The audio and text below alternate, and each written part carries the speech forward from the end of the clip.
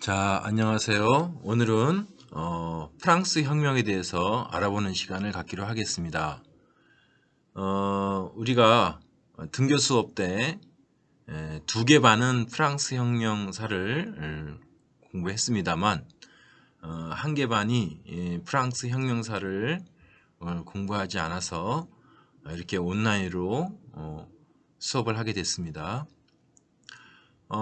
프랑스 혁명은 유럽의 여러 시민혁명 중에서도 가장 대표적인 시민혁명이라 볼 수 있고 아주 오랫동안 전개된 혁명이라고 볼 수가 있습니다.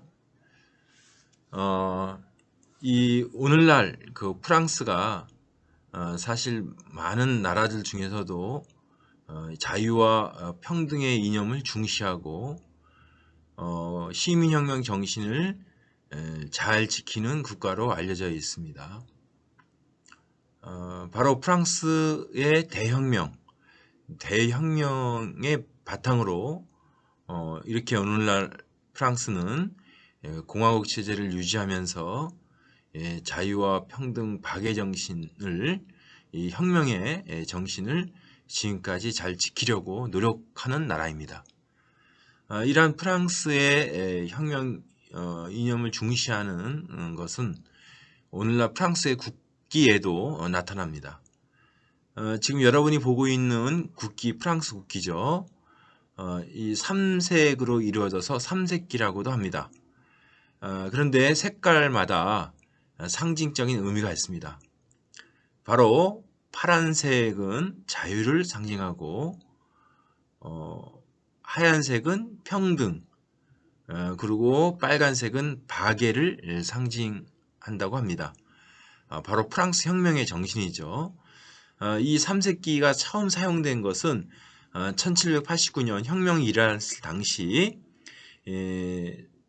국민군 총사령관으로 임명된 라파에트가 이 바스티유 감옥을 습격한 후 시민들에게 나눠준 모자의 표지 빛깔에서 유래했다고 합니다. 절대앙정에 대항하여 일어난 시민혁명을 표상한 이 삼색기는 국민 주권의 상징으로 또 세계 여러 나라에서 국기 제작에 응용되게 됩니다. 바로 이 오른쪽에 보이는 여러 나라의 국기를 보고 있습니다. 바로 프랑스의 삼색기를 본따서 만든 국기라고 보면 됩니다. 자, 그러면은 이 프랑스의 이 대혁명이 어떠한 상황 속에서 일어났는가, 이 혁명의 원인에 대해서, 배경에 대해서 살펴보겠습니다. 프랑스 혁명이 일어날 당시 이 봉건제도, 구제도의 모순이 심한 상태였습니다. 이 당시 루이 16세가 절대 왕정 체제를 유지하면서 무소불위의 권력을 행사하고 있었습니다. 그리고 엄격한 봉건적 신분제도가 유지되고 있었습니다. 제1신분으로 불렸던 성직자들, 그리고 제2신분으로 불렸던 귀족들은 특권 계급으로서 관직을 독점했으며 세금을 내지 않았습니다. 그러나 전 국민의 98%를 차지하는 평민들은 제3신분이라 불렸고 이들은 봉건적 의무만 질 뿐이고 세금만 부담해야 될 그러한 상황이었습니다. 바로 이 그림으로 잘 그 신문지의 모순이 설명되고 있죠. 다음 두 번째의 배경은 당시 시민계급, 프랑스 대혁명을 주도한 시민계급이 성장하고 있었다. 이 시민계급은 이 부르주아 계급이라고 얘기하는데 도시의 중상공업자를 얘기합니다. 자본가 계급을 얘기하죠. 이들은 평민, 즉 제3신분의 대표로서 활발하게 활동을 하고 있었습니다. 일단 도시 상공업을 통해서 이 재산을 안정적으로 소유하고 있었고, 그리고 이 부르주아 계급은 계몽 사상을 적극적으로 받아들여서 자신의 사상으로 삼았습니다. 그래서 부르주아 계급은 평민을 대표하는 그러한 신분으로서 당시 이 계몽 사상 같은 진보적인 사상을 가지고 있었다고 보면 됩니다. 결국 이들에 의해서 혁명이 주도되게 됩니다. 혁명의 직접적인 계기는 루이 16세가 미국 독립전쟁이 일어났을 때 독립군들을 지원했습니다. 그래서 막대한 재정 위기 상황이 도래하자 이 루이 16세는 무려 175년 만에 이 신문제 의회라고 할 수 있는 삼부회를 개최하게 됩니다. 삼부회는 1302년 처음 성립이 되었고요.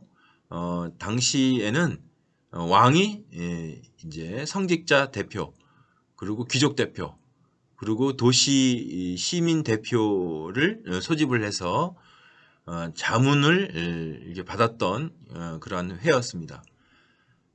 이 신문제 의회가 175년 만에 이제 루이 16세가 소집을 했던 것이죠. 루이 16세는 이 삼부회를 통해서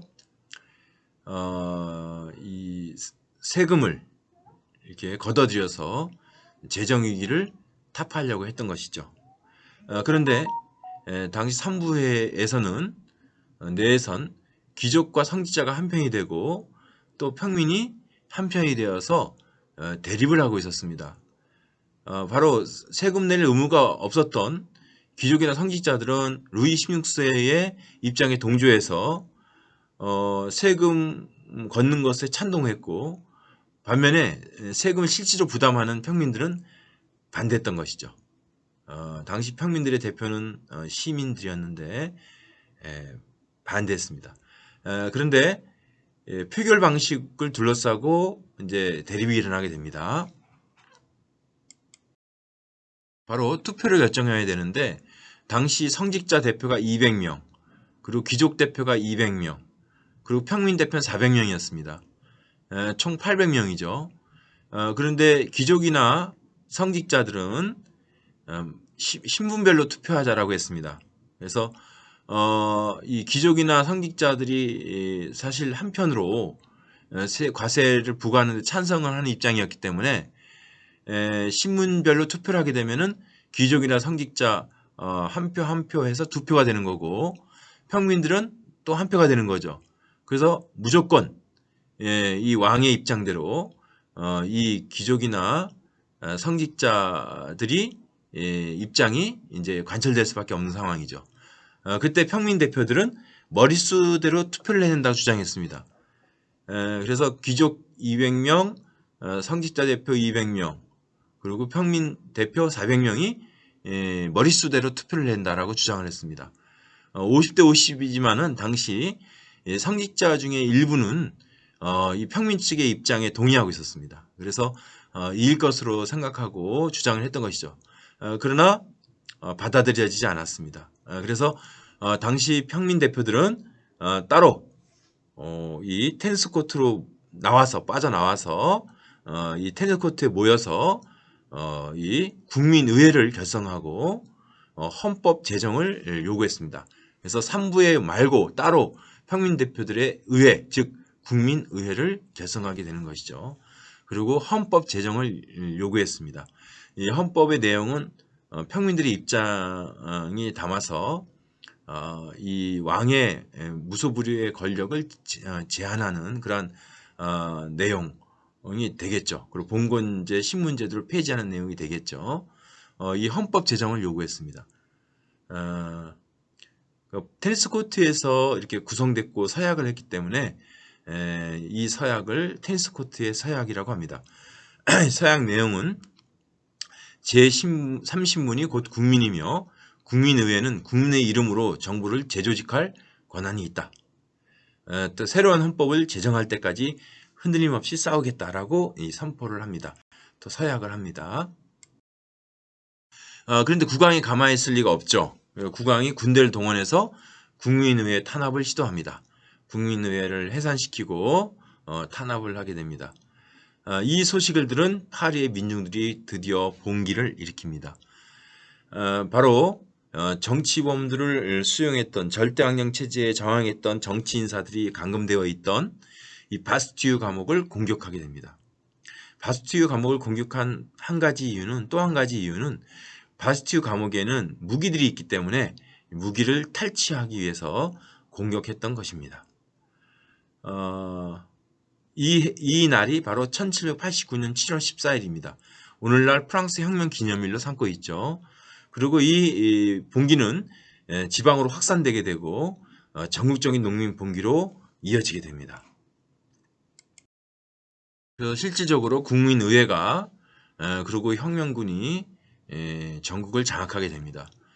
그리고 국민의회는 봉건적 특권의 폐지를 선언합니다. 즉 귀족과 상직자들이 가졌던 봉건적 특권, 대표적인 것이 세금을 내지 않는 것이었죠. 이런 특권을 폐지한 것을 선언합니다. 그리고 혁명의 정신을 담은 인권선언을 발표하게 됩니다. 한편으로 이 개혁을 진행하게 됩니다. 지방행정개혁을 실시하고 교회 재산을 몰수해 나가게 됩니다. 그래서 한순간에 왼쪽에 밑에 보이는 그림처럼 신분의 위상이 달라졌죠. 귀족의 상직자들은 숨기 바빴고 움츠러들었습니다. 인권선언 우리가 살펴보겠습니다. 인권선언은 인간과 시민의 권리에 관한 선언입니다. 인권선언은 이 혁명의 정신이 잘 드러난 선언인데 중요한 내용을 보면 다음과 같습니다. 인간은 나면서부터 자유와 또 평등한 권리를 가지고 태어났다. 사회적인 차별은 일반 복지에 기초한 것 이외에는 있을 수 없다. 라면서 자유와 평등한 천부적인 권리를 주장을 했습니다.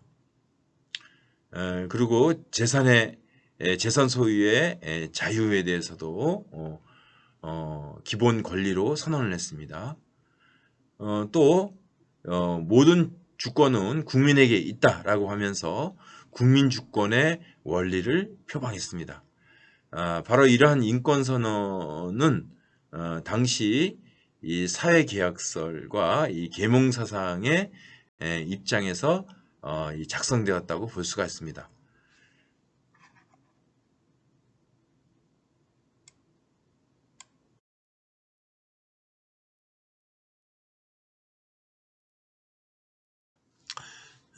자, 그리고 국민의회는 새 헌법을 제정하기 위해서 입법의회를 소집합니다.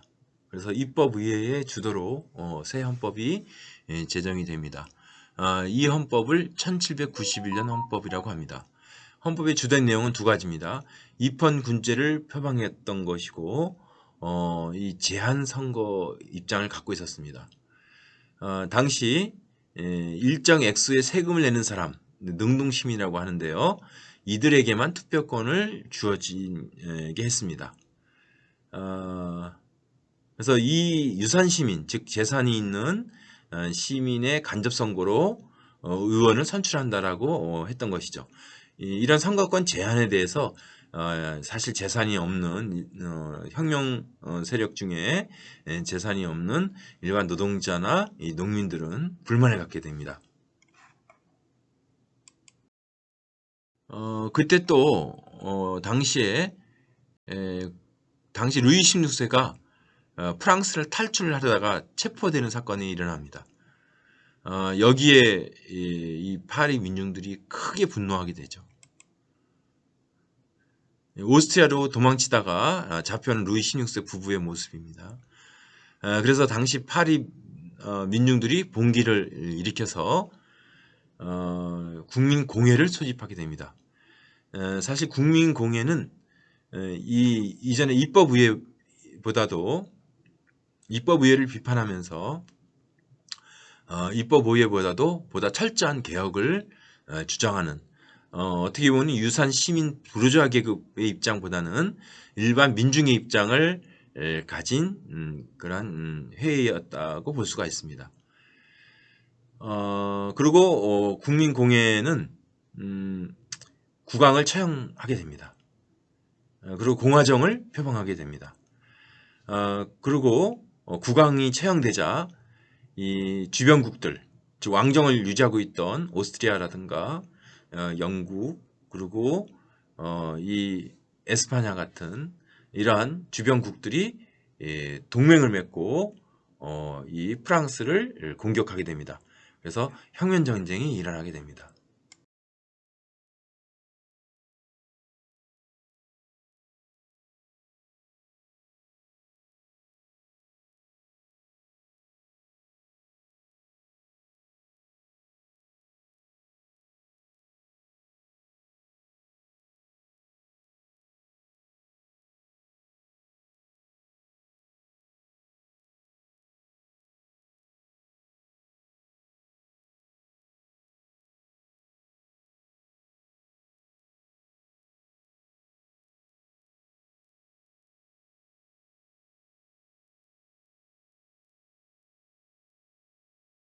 이 혁명 전쟁이 일어났을 때 당시 무수한 프랑스인들이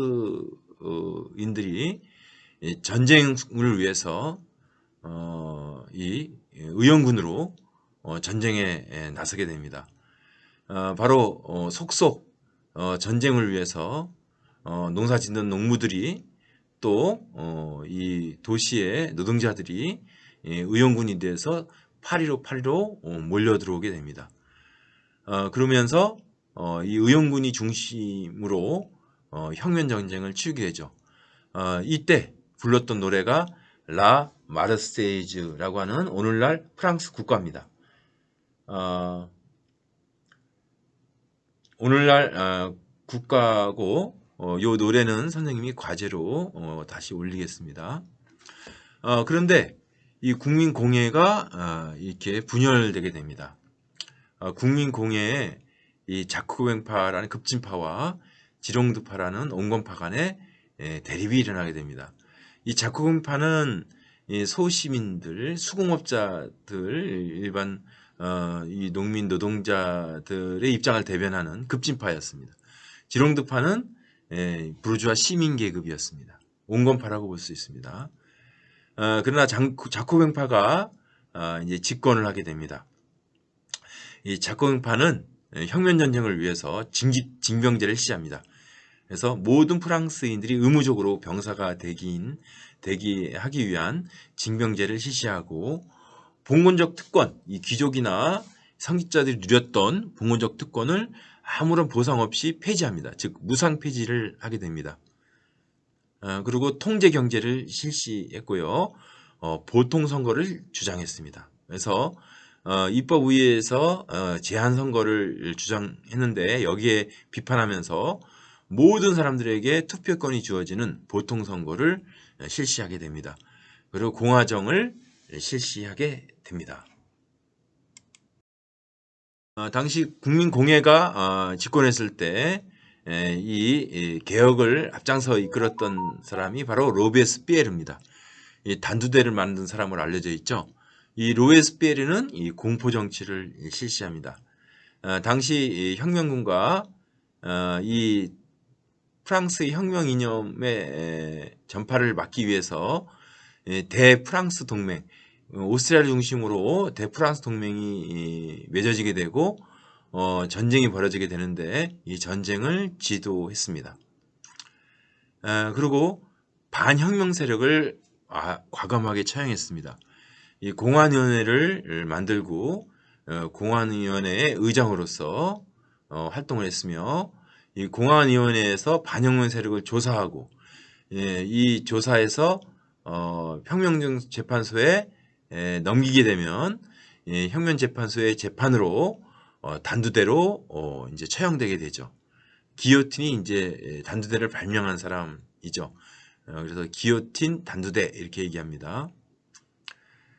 그러나 이렇게 사람들을 공포에 떨게 했던 이 로베스피에르는 이 반대파에서 결국 이제 제거가 됩니다. 자신이 만들었던 이 단두대의 목이 잘리는 그런 결과를 맞게 됩니다. 이후에 이 급진적인 혁명 개혁이 이제 가로막히게 되는 거죠. 바로 이 국민공회 로베스피에르가 물러나고 총재 정부가 이제 수립이 됩니다. 1795년 총재 정부가 수립을 해서 혁명을 이렇게 수습하게 됩니다. 당시 양원제를 즉 상하원 양원제를 실시했고 5명의 총재를 두어서 독재를 이렇게 막았습니다. 그래서 공화 정치를 이 5명의 총재가 이끄는 그러한 체제였습니다. 그런데 당시 혁명전쟁에서 혁혁한 공을 세웠던 나폴레옹이 쿠데타를 일으킵니다. 군사 쿠데타를 일으킵니다. 그래서 통령 정부를 수립하게 됩니다. 그래서 총재가 아닌 3명의 통령이 정부를 이끄는 그 3명의 통령 중에서도 1명의 통령이 바로 나폴레옹이었습니다. 실질적으로는 사실 나폴레옹이 대통령이었던 거죠. 그리고 독재를 하게 됩니다.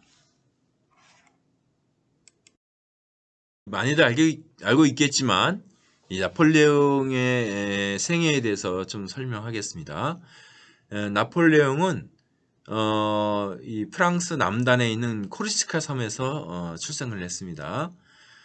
파리 군사학교를 수료하고 포병 장교로 성장을 했습니다. 나폴레옹은 이 혁명 전쟁 시 툴롱 전투 등 각 전투에서 포병 장군으로 크게 활약을 하게 됩니다. 불과 27세의 나이에 이탈리아 원정 사령관이 되어서 오합지졸을 이끌고도 큰 승리를 거두어서 전쟁 영웅이 됩니다. 1798년에는 천재정부의 견제로 이집트 원정에 떠나게 되고 육전에서 승리를 했습니다. 그러나 해전에서 영국에 패한 후에 홀로 귀국을 했다고 합니다.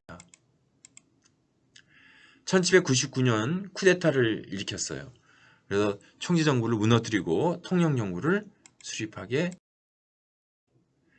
통령정부에서도 제1통령으로 나중에는 종신통령을 하게 됩니다. 1800년에는 알프스를 넘어서 이탈리아 원정에 떠나게 됩니다. 이때 한 말이 나의 사전에는 불가능한 단어가 없다 라고 이제 얘기했다고 그랬죠. 1804년에는 나폴레옹 법전을 편찬하게 됩니다. 나의 영광은 40번 승리가 아니라 나의 법전이다 라면서 이 법전을 상당히 중시했던 걸 알 수 있습니다. 1804년에는 국민투표를 실시해서 황제로 징계하게 됩니다. 이 공화정이 몰락한 거죠. 그 피를 통해서 만든 이 공화정치가 무너지고 바로 나폴레옹에 의해서 다시 이제 황제 체제 왕정이 이제 실시가 되는 거죠. 그러나 기본적으로 혁명을 겪었기 때문에 혁명의 이념은 여전히 사실 살아 있었습니다. 1805년 아우스터리츠 전투에서 승리한 후에 승전 기념 개선문을 세우게 됩니다. 이게 오늘날 프랑스의 개선문입니다. 트라파카 해전에서 영국에 또 패하게 됩니다. 그리고 이후에 대륙 봉쇄령을 내려서 이 영국과 유럽의 어떤 나라도 영국과 교역을 할 수 없게 조치를 내리게 됩니다.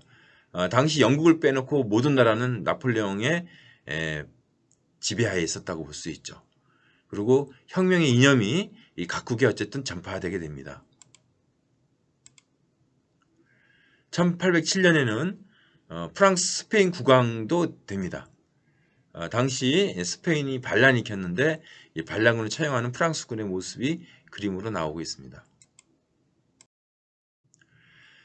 유럽을 지배하는 나폴레옹. 자, 지금 지도를 보면 알 수 있듯이 영국을 제외하고는 그리고 러시아를 제외하고는 모든 나라들이 바로 바로 나폴레옹에 의해서 정복을 당했고 또 최소한 동맹국으로 위치를 지었습니다. 7왕국과 30개의 공국을 지배했다고 합니다. 그러나 1812년 대륙 봉쇄령을 어기고 러시아가 영국에 접근하자, 영국과 무역을 하자 러시아 원정에 떠나게 되는데, 이때 추위로 이제 실패를 하고 맙니다. 모스크바에까지 정복을 했습니다만 결국 수많은 병사들을 잃고 실패한 전투로 돌아오게 됩니다. 1813년 랄프치히 전투에서 또 패배합니다. 그리고 파리가 함락당하기까지 됩니다. 그래서 나폴레옹이 퇴위당했고 엘바섬에 유배당하게 됩니다. 1815년에는 엘바섬을 탈출하게 되고 다시 황제로 복위를 합니다. 이때 병사들의 환영을 받는 모습이 나오죠. 그러나 1815년 워털 전투에서 패배하게 됩니다. 영국과 프로이센 연합군에게 패배하게 됩니다. 그래서 세인트 헬레나 섬으로 유배를 떠나고 종말을 고하게 되는 거죠.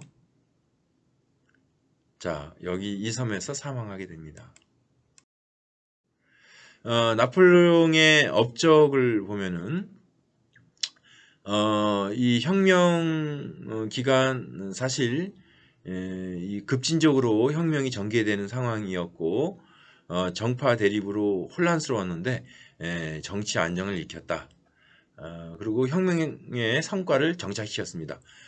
나폴레옹 법전을 편찬했고 국민교육제도를 실시했고요. 산업을 발전시켰습니다. 그리고 혁명을 수호했습니다. 반혁명과 대프랑스 동맹군을 격파했습니다.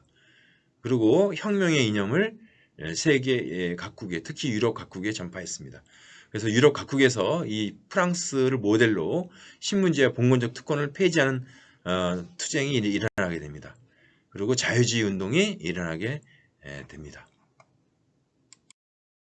부정적인 역할도 좀 했습니다. 어쨌든 혁명 정부를 쿠데타로 정복했죠. 당시 총재 정부를 쿠데타로 정복을 했죠. 무너뜨렸죠. 그리고 공화정을 무너뜨리고 황제를 즉위했습니다. 그리고 프랑스의 이익을 앞세워서 사실 다른 나라를 지배하기도 했습니다. 이런 점은 이제 부정적인 역할을 할 수 있고, 어쨌든 나폴레옹 때까지 혁명이 어쨌든 이어졌다고 볼 수가 있습니다.